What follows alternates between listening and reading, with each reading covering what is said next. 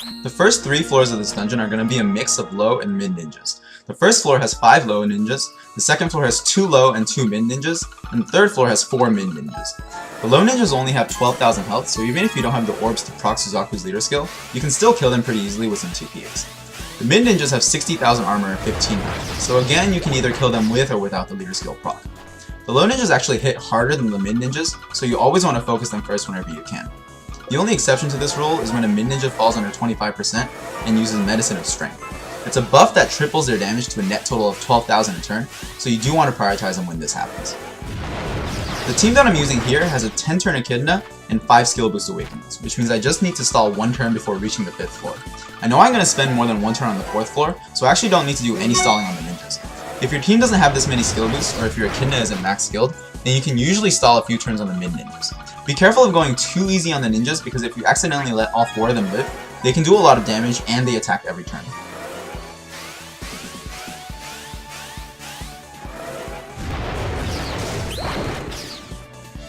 On the 4th floor you're against Mythical, who has 1.7 million health. If you have any water attribute monsters on your team, she binds them on her first turn.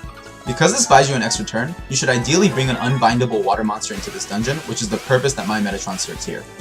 After that, she skips another turn, and then she either does 9,600 damage or 14,000 damage if she falls under 30% health. Assuming you have more than 15,000 health, this gives you at least 4 turns to kill her, which is definitely possible.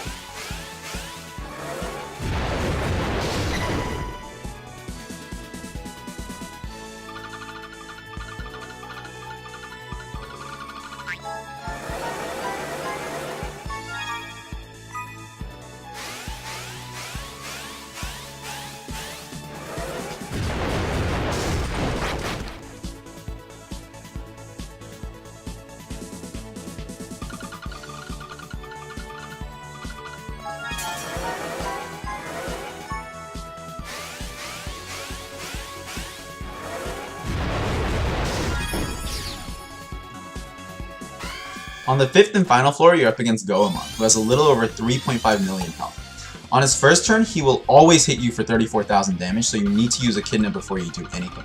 Now it's just a matter of burning through 3.5 million health in 4 turns. This comes out to an average of 875 damage a turn, but you should have both Suzaku's active up at this point, so you'll find that this isn't too hard to pull off actually.